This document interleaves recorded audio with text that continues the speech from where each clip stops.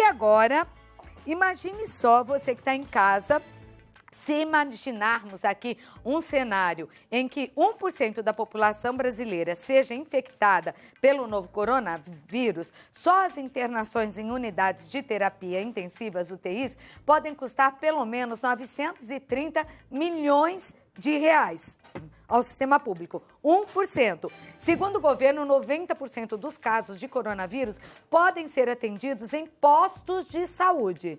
O Diário Oficial da União publicou, inclusive, uma resolução normativa da Agência Nacional de Saúde Suplementar, que regulamenta a cobertura obrigatória e a utilização de testes diagnósticos para infecção pelo coronavírus. A gente já sabe, porque representantes da saúde no Brasil, do governo, já disseram que não há como, entre o ideal e o real, se fazer o ideal, que seria fazer testes em toda a população. Isso não vai ser feito, porque não existem condições nem financeiras para isso. Agora, os planos de saúde são obrigados a cobrir, não é? São obrigados. Boa tarde, doutor Elton. Boa tarde. Estamos aqui tão pilhados com esse assunto, né? É verdade. Doutor Elton Fernandes é advogado especialista em direito de saúde. O que você tem sentido por aí? As pessoas estão apavoradas? Eu acho que desde quarta-feira para cá mudou, né, a situação toda. A gente vinha numa situação um pouco mais tranquila e de quarta-feira para cá, com as fronteiras fechando, os Estados Unidos adotando medidas de restrição do espaço aéreo americano, a gente começa a sentir um pouco mais o impacto de tudo isso. Acho que, assim, ao mesmo tempo que, assim, é sério, ao mesmo tempo não vamos criar pânico e sair fazendo loucuras aí e tal. O negócio é cada um prevenir, cada um fazer sua parte e a gente vai enfrentar separados, mas juntos, vivos, espiritualmente juntos. Não, é verdade.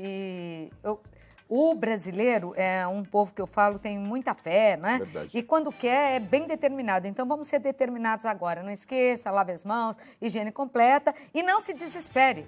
É isso aí. Porque o medo é a pior coisa que tem. Aí. O desespero é que é horrível. Não se desespere. Afinal de contas, não é tão letal assim. Sim. Nós estamos no começo de uma epidemia, então a gente tem que saber que outros casos vão aparecer. A gente sabe disso, né? A gente não é ignorante, a gente tem informação, mas que nem por isso vai ser você. Então, tem que pensar por aí para ter um pouco de Exatamente. calma. Pé no chão, calma e cada um faz sua parte. E fique em casa. É isso daí. Fica em casa, assiste o Santa Receita, olha que bom. Isso aí, né? olha aí. Enquanto não me mandarem para casa. E com informação de qualidade ainda, De que é melhor. qualidade, é isso daí, é importante.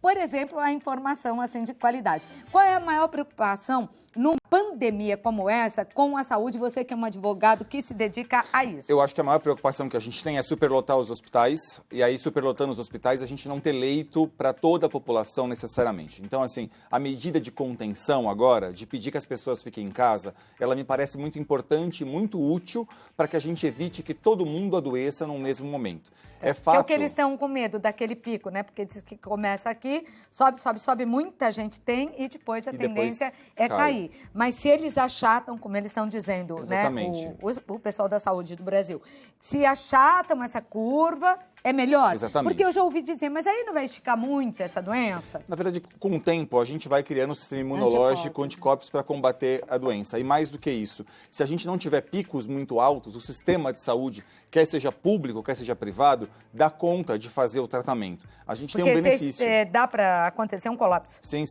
pode colapsar. Se todos nós ficarmos doentes ao mesmo tempo, vai colapsar. E mais do que isso, eventualmente a gente tem um problema com médicos, enfermeiros, etc., que também serão contaminados no curto prazo e, enfim, e eles também terão que nos tratar, né?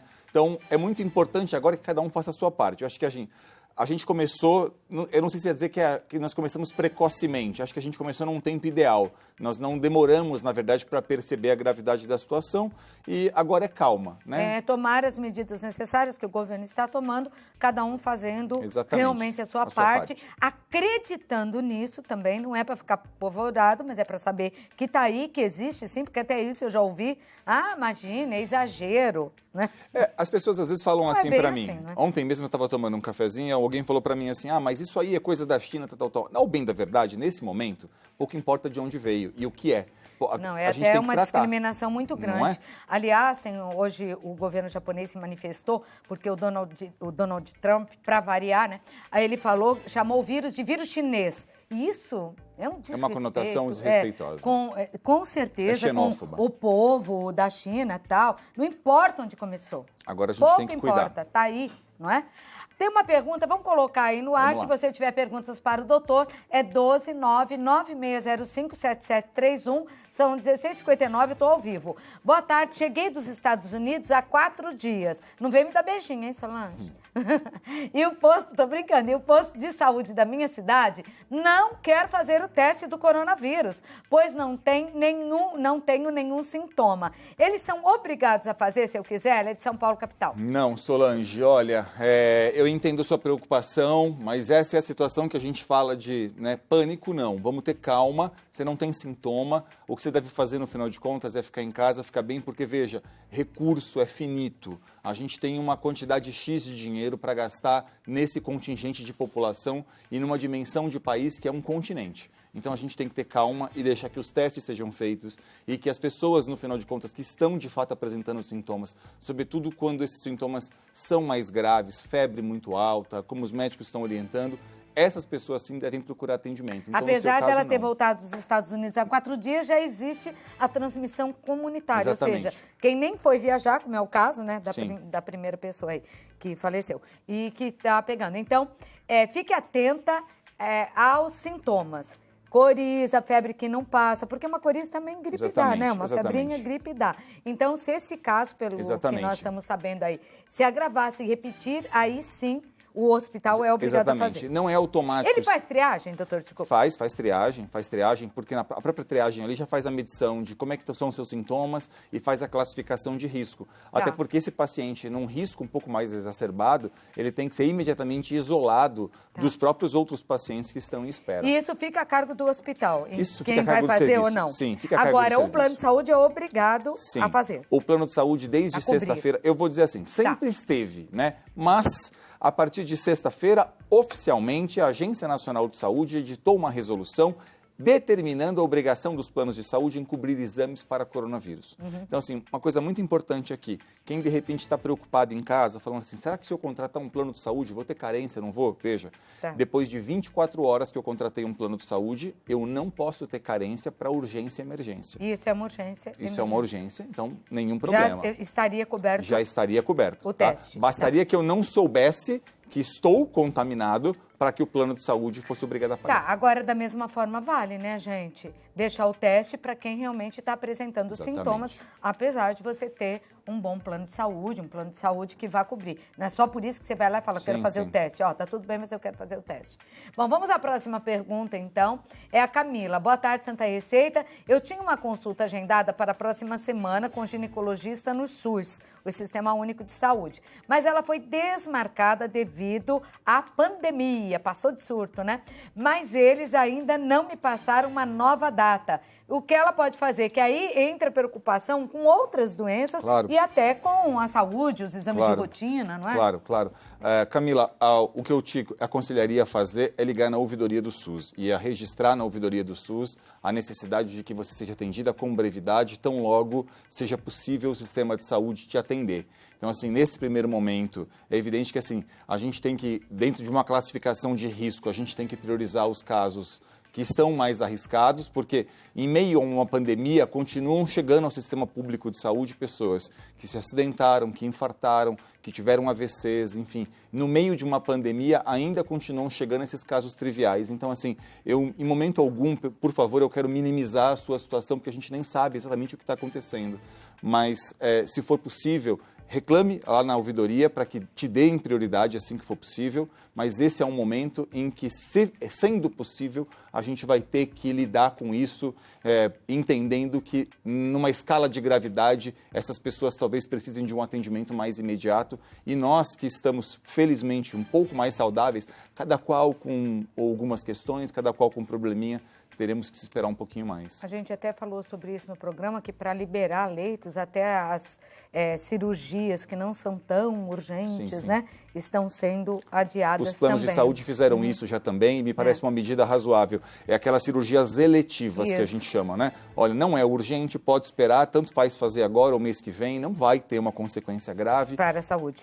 Então é melhor esperar. Agora, nos casos de consequência, né, todos têm que ser atendidos. Em casos de internações, quais são os direitos da pessoa? Num plano de saúde, por exemplo, a internação... Em relação ao coronavírus. Isso, ela deve ser coberta integralmente, ok? Ela não pode, no final de contas, você não pode... Toda doença listada no Código CID tem cobertura obrigatória pelo plano de saúde, toda e qualquer. E total? Total. Então, assim, a cobertura tem que ser integral. Basta aqui uma questão, que o seu plano de saúde, por exemplo, ele seja da segmentação hospitalar, porque tem planos de saúde muito antigos que foram vendidos na época com uma segmentação que a gente chama de ambulatorial. O que é isso? Ah, tá. Só clínica. Só clínica, só consulta e exame. Nesse caso, tem direito ao exame, mas não vai ter direito de internação. Para quem tem um plano exclusivamente ambulatorial, é aquele que só cobre consulta e exame. Se eu tiver uma situação grave de saúde, eu posso ir para o hospital. Mesmo sendo uma doença assim, que foi considerada pandemia? Se for uma situação grave, eu posso ir para o hospital. Nas primeiras 12 horas, eles me prestam um atendimento de urgência e devem me encaminhar, então, para o sistema público de saúde. Nossa, isso vai dar uma confusão, viu? Porque muitos têm esse plano, né? Muitos Porque ainda se tem. Muitas pessoas, a gente está aqui torcendo para que o calor seja um inimigo do vírus, uma luz no fim do túnel, alguma coisa. Mas se é um país tão grande, meu Deus, e se muita gente pegar o coronavírus, nossa, é colapso na certa nesse sistema de saúde, porque já é difícil atender normalmente. Sim. Imagine conseguir um hospital, é a coisa mais difícil, uma transferência, então... É por isso que eu vi essa semana, né, tá circulando na internet uma frase que eu acho muito importante, que diz assim, né, que falando aos jovens, né, e eu me coloco nessa situação, dizendo assim, aos seus avós e aos seus bisavós foi exigido muitas vezes ir à guerra. O que nós estamos pedindo a você agora é simplesmente que fique em casa. E eu acho razoável isso. Olha, sendo possível, é claro que tem atividades essenciais, pessoas que não vão poder deixar, mas sendo possível é a melhor coisa que se faz. Bom, e outros países estão multando as pessoas de uma simples conversa. Na França, hoje, se alguém for pego na rua conversando com outro, 135 euros. Olha quanto que dá isso, né? Que houve mais uma... Subiu de novo. Bom, vamos à próxima pergunta aí do nosso público. É Edione Flávia. Boa tarde. Oi, Edione. Quais os direitos das gestantes que trabalham na área de saúde? Excelente pergunta sua, viu? Edione, a gestante, no final de contas, ela tem já uma proteção da própria Constituição Federal. Então, assim... Em hipótese alguma, você deve ser exposta ao risco, né? O seu empregador, acho que é importante todos os empregadores entenderem essa questão. Enfermeira, gestante, tem que ficar em casa. Tem que ficar em casa, né? Ou, no limite, ser remanejado para uma situação onde você não corra risco algum, onde seu risco seja mínimo. O ideal é que você fique em casa. Eu acho que essa é uma situação, casos excepcionais devem ser tratados excepcionalmente. Então, assim, também coloco aqui na condição, inclusive, de empregador, né, porque tenho pessoas lá e tal, tem que dialogar. Então, vou dar um exemplo concreto. Uma pessoa que trabalha comigo disse para mim, ainda na quinta-feira, ela falou, minha mãe tem um único pulmão. E se eu for contaminado e contaminar minha mãe, ela fatalmente vai sofrer muito mais, tal. Assim, isso é imediato. Assim, você tem que ir para casa, no final de contas, trabalha de casa. Simples, não dá para... Porque hoje é uma possibilidade muito grande e muitas empresas estão fazendo. Graças à tecnologia, a gente consegue ter essa aproximação. Então, você sabe que aqui, né, na Fundação Aparecida, tanto na TV como no santuário, tem muita gente que trabalha, acho que mais de 2.000 pessoas no santuário, a postura foi a mesma. Pessoas apresentando sintomas de gripe ou que não estão muito bem, estão em casa. Aqui mesmo da nossa equipe, aliás, abraços aí, espero que vocês estejam bem. Fiquem bem. Pessoas estão em casa. O auditório foi suspenso, né? Existe todo um cuidado e uma análise da nossa programação seguir, cuidando dos colaboradores, cuidando de você que vê a TV Aparecida, pensando em você, mas pensando em todos. Claro. Eu acho que se todo mundo fizer isso, você vê, as missas foram suspensas, né? A Semana Santa, tão importante para quem é católico, como eu, como tantos em casa, e para o santuário também, a festa de São Benedito, quer dizer, todas as medidas tomadas aqui para que você veja, acompanhe o terço. Amanhã o meu programa vai começar um pouquinho mais tarde, porque nós vamos ter a CNBB reuniu todas as emissoras católicas e amanhã, logo após a consagração, vai fazer um terço de oração pelo Brasil. Lindo isso. Olha que é importante. Por isso eu vou chegar amanhã, umas 15 para as 4, um pouquinho mais tarde, mas convido você a assistir. Então, poder rezar, você que é católico de casa, ver a missa de casa, tudo bem. Tem o que você fazer em casa, tem escolhas, não é, para você, mas existe essa preocupação também e esse cuidado com o colaborador. Exatamente. A partir da TV Aparecida. Vamos à próxima pergunta. Então, Flávia, você está protegida por lei. Gisele, boa tarde. Meu marido está internado com suspeita do vírus e os sintomas, né? Mas, mesmo assim, eles não querem fazer o teste, porque ele não viajou e nem teve contato com estrangeiros. O que posso fazer para que ele faça o teste? Mas tem que fazer, não é? Tem que fazer. Tem que fazer. Aí a gente teria que entender, Gisele, um pouco melhor essa situação assim. Se são os médicos que não querem fazer, o plano de saúde, de repente, que não está querendo autorizar. Ela não colocou. Plano de saúde não está querendo autorizar. Minha primeira sugestão é, faça uma reclamação na Agência Nacional de Saúde. A primeira providência que você deve fazer, você que tem um problema lá com o seu plano de saúde, essa é a primeira providência. Se a Agência Nacional de Saúde disser que você não tem direito, também não confie nessa informação e fale sempre com uma pessoa que entenda, um advogado especialista, se for possível, aí na sua região. Isso é muito importante, mas a primeira providência é essa, porque muitas vezes a gente tem percebido que o plano de saúde está dificultando, porque, claro, é um gasto, é um contingente muito grande, então fala assim, tem hospitais cobrando R$600 para fazer um exame, é um absurdo, e aí as pessoas estão reclamando na ANS, a ANS notifica o plano de saúde e imediatamente é autorizado. Então, essa reclamação é a primeira providência. Como fazer a reclamação para a ANS? Muito simples, telefone ou site da ANS. Entra no site da Agência Nacional de Saúde, Agência Nacional de Saúde Suplementar, mas é ans.gov.br. Entra lá, cadastra, faz a denúncia e provavelmente vai te ajudar a resolver uma situação como essa. No final de contas, também quero deixar uma coisa bem clara. Qualquer médico, e não apenas o médico credenciado do plano de saúde, pode fazer a prescrição de um exame. Por isso, se o médico credenciado ao plano de saúde, de repente, está sofrendo pressão da operadora para não fazer a prescrição do exame, o que eu sugiro? Peça para um médico particular, se você conseguir acessar um médico particular, peça que ele faça a prescrição do exame, tem direito. Vale a mesma coisa. Vale a mesma coisa. Olha, eu vou deixar o contato do doutor, que hoje o nosso tempo está meio estourado. Eu queria tanto problema. ficar conversando, tem tantas perguntas, mas não dá. Porque vocês podem entrar diretamente em contato também com ele, porque nessas horas constituir um advogado ajuda muito. Não são muitos, mas ele é bom, hein? Advogado especialista em direito da saúde, nós não temos muitos ainda, mas olha, dá para resolver os casos. Você entra em contato no 11 3141 0440. 11 São Paulo 3141 0440 ou no Instagram @Elton Fernandes Advogado, tá bom?